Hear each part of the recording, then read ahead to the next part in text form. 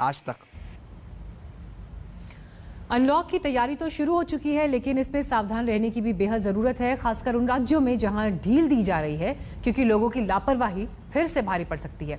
दूसरी चिंता यह है कि फिलहाल वैक्सीनेशन की रफ्तार भी धीमी है और इस रफ्तार से सभी लोगों को टीका लगाने में लंबा वक्त लग सकता है और ऐसे में खुद ही सावधानी यानी बचाव सबसे बड़ा हथियार है।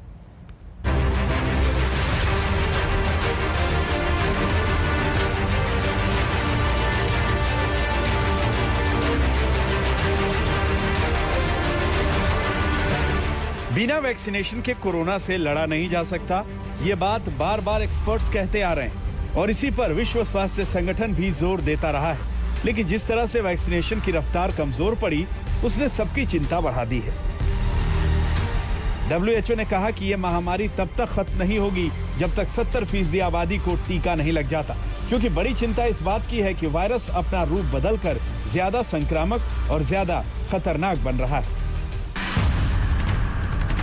इसी से कोरोना की एक के बाद एक लहरें आ रही हैं, लेकिन कोरोना की इन लहरों को बेअसर किया जा सकता है अगर बड़ी आबादी का वैक्सीनेशन जल्द से जल्द किया जाए। डोज के हिसाब से देखें तो जनवरी से शुरू हुए वैक्सीनेशन में भारत ने 4 महीने में अब तक 21 करोड़ से ज्यादा टीके लगाए हैं, जो चीन और अमेरिका के बाद सबसे ज्यादा है। लेकिन आबादी के हिसाब से देखें तो भारत में अब तक करीब 4 करोड़ 45 लाख लोगों को ही दोनों डोज लगी हैं, यानी 3.1% आबादी का ही वैक्सीनेशन पूरा हो पाया है, जबकि 16 करोड़ 76 लाख लोगों को एक डोज लग गई है, जो 135 करोड़ की कुल आबादी का 15% के करीब है। यानी इस आंकड़े को 70% आबादी तक पहुंचाना बहुत बड़ी चुनौती है, वो भी तब जबकि भारत में तीसरी लहर का सीधा खतरा है और वैक्सीन की बहुत बड़ी किल्लत है।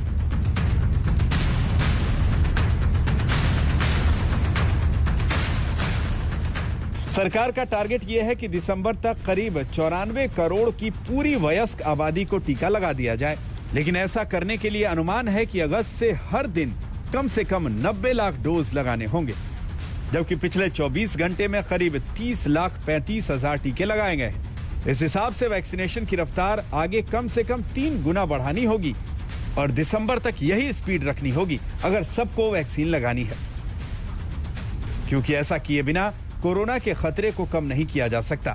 वैक्सीनेशन की स्पीड बढ़ाना इसलिए भी जरूरी है क्योंकि कोरोना की दूसरी लहर के धीरे धीरे उतार के बीच कई राज्य अनलॉक की तैयारी कर चुके हैं।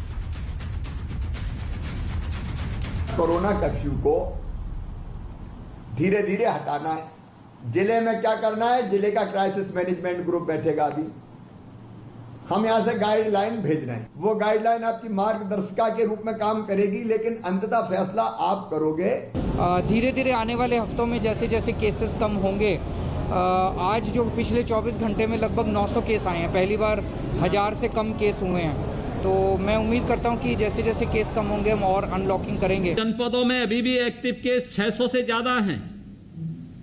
उन जनपदों में अभी कोरोना कर्फ्यू हम लागू रखेंगे, अगले 1 सप्ताह के लिए इसको लागू रखा है, लेकिन अगर वहां इस दौरान 600 से कम केस होते हैं तो वहां स्वतः ही कोरोना कर्फ्यू समाप्त होगा।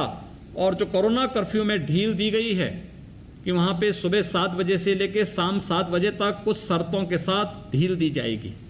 महामारी अलर्ट सुरक्षित हरियाणा, तो इसमें सबसे पहले जो दुकानें खुलने का समय है उसको जो पहले 7 बजे से 12 बजे तक था, कुछ रिप्रेजेंटेशन हमको मार्केट्स के मिले, इन्होंने कहा कि सवेरे चाहे थोड़ा लेट कर दें लेकिन दोपहर तक या दोपहर बाद थोड़ा समय तक और खोला जाए, तो इसका समय बदल करके 9 बजे से ये किया जाएगा।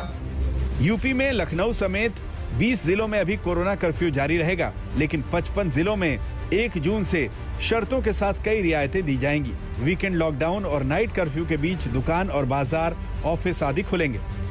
एमपी में भी 1 जून से अलग अलग जिलों के हिसाब से अनलॉक होगा। जहां संक्रमण की दर 5% से कम है, वहां पहले की तरह दुकानें खोली जा सकती हैं। दिल्ली में सोमवार से अनलॉक की प्रक्रिया शुरू होगी, जिसमें अभी पहली रियायत यही है कि फैक्ट्री और कंस्ट्रक्शन के काम को शुरू किया जा सकता है। दिल्ली में लॉकडाउन अलग अलग चरणों में खोला जाना है। 31 मई की सुबह 5 बजे के बाद दिल्ली में इंडस्ट्रियल इलाकों में कामकाज शुरू हो जाएगा। इस वक्त हम मौजूद हैं आनंद पर्वत के इलाके में। एक इंडस्ट्री के भीतर हम मौजूद हैं जहां पर साफ सफाई के काम को अंजाम दिया जा रहा है। आखिरी रूप दिया जा रहा है कि किस तरह से कामकाज को शुरू किया जाए। करीब महीने भर से कोरोना कर्फ्यू के दायरे में रहने वाला मध्य प्रदेश अब 1 जून से धीरे धीरे अनलॉक होने जा रहा है। मुख्यमंत्री शिवराज सिंह चौहान ने घोषणा कर दी है कि 1 जून से मध्य प्रदेश में अनलॉक की प्रक्रिया शुरू हो जाएगी। हालांकि इस बार ध्यान इस बात का रखा गया है कि संक्रमण जिन जगहों पर ज्यादा है वहां पर अधिक छूट ना दी जाए। लॉकडाउन हटे तो सही, लेकिन सीमित संख्या में ही लोग बाहर निकल सके।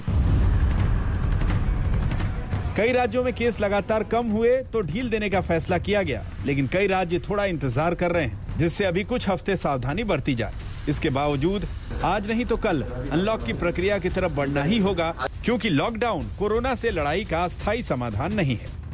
कोरोना से लड़ाई सिर्फ वैक्सीनेशन से ही जीती जा सकती है। लॉकडाउन की पाबंदियों में छूट के बाद आगे केस बढ़ने के किसी खतरे और आशंका को वैक्सीनेशन से ही कम किया जा सकता है।